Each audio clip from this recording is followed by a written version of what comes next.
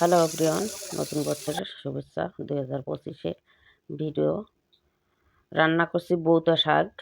গ্রাম অঞ্চলের খুবই জনপ্রিয় এই শাক, বউতা শাক। শীতের দিনে গম ক্ষেত, সরষে খেতে পাওয়া যায়। তো শাকগুলো আমি বেছে নিচ্ছি এভাবে।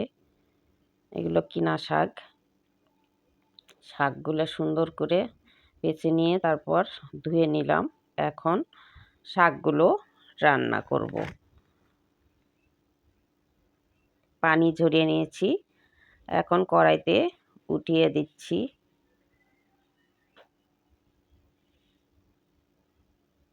বিসমিল্লাহ বলে কড়াইতে উঠিয়ে দিচ্ছি।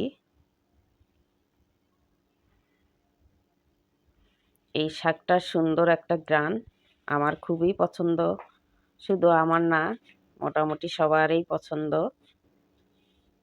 তো এই শাকটা অনেকে কিভাবে রান্না করে জানি না, তবে আমি এভাবে রান্না করি। লবণ দিয়ে সিদ্ধ করতে হবে, শুধু লবণ। আমি শুধু লবণ দিলাম, দিয়ে শাকগুলো সিদ্ধ করে নিচ্ছি।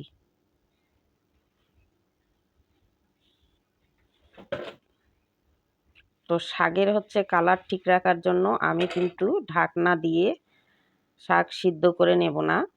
দেখুন কত সুন্দর কালার, এখনো একদম গাঢ় সবুজে আছে এবং থাকবে।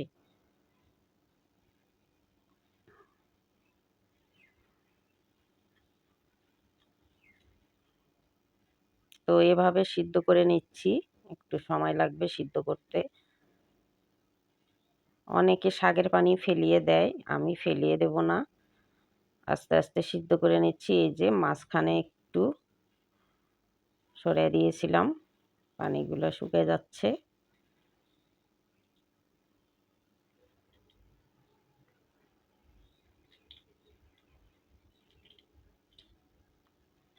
এই শাকগুলো চাষ করা, তাই একটু ডাঁটাগুলো মোটা মোটা। আর আগে যখন আমরা সরষে ক্ষেত, গম ক্ষেত থেকে উঠাইতাম, তখন সেগুলোর ডাঁটা ছিল ছোট ছোট। তো আমি মাঝখানে একটু ফাঁকা করে দিয়েছি। এই যে নাই, পানি শুকিয়ে গেছে। এখন আমি কড়াইতে দিয়ে দিলাম রসুন আর পেঁয়াজ। রসুন আমি থেতো করে দিয়েছি। রসুন পেঁয়াজ একটু বেশি করে দিতে হয়। এখন দিয়ে দিচ্ছি সয়াবিন তেল। আপনারা চাইলে সরষের তেল ব্যবহার করতে পারেন।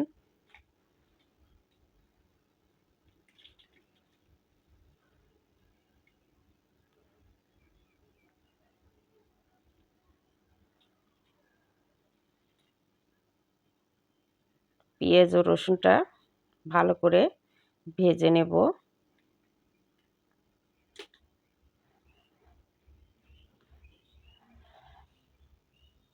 বাদামি হবে, এই যে বাদামি কালার হয়ে গেছে। এখন দিয়ে দেবো আমি কাঁচামরিচ, ছিঁড়ে নিয়েছি কাঁচামরিচ, একটু ভেজে নেব। এখন দিয়ে দেবো আমি শুকনো মরিচ, একটু কেটে নিয়েছি শুকনো মরিচটা। কেটে নিয়ে তারপরে দিয়ে দিলাম, একটু ভেজে নিলাম।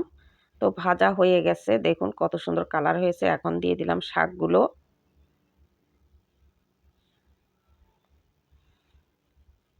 অনেক বছর পর এই শাক রান্না করছি বন্ধুরা। 2025 সালের শাক রেসিপি আমার। আপনারাও এভাবে শাক রান্না করে খেয়ে দেখবেন কতটা মজা। আমার কাছে খুবই প্রিয়, খুবই প্রিয় এই শাকটা। আমার হাজবেন্ডও পছন্দ করে। তো এইভাবে তেলে ভেজে নিচ্ছি। আর সবসময় শাকে একটু তেল বেশি দিতে হয়, আমি তাই করি, শাকে একটু তেল বেশি দিই। দেখুন কত সুন্দর হয়েছে, সুন্দর একটা কিন্তু স্মেলও এসেছে। আমি একটু ধনিয়া পাতাও দিয়েছি শাকের সঙ্গে। দেখুন কালারটা একদম কত সুন্দর আছে, সবুজ, একদম সবুজ, গাঢ় সবুজেই আছে। এভাবে শাক রান্না করলে কালার ঠিক থাকবে। অসাধারণ এই বউতা শাক গরম ভাতের সঙ্গে খেতে কিন্তু দারুণ লাগে। আমার কাছে তো খুবই লোভনীয় লাগছে। তো বন্ধুরা, আজ এই পর্যন্ত। ভালো থাকবেন, সুস্থ থাকবেন। আল্লাহ।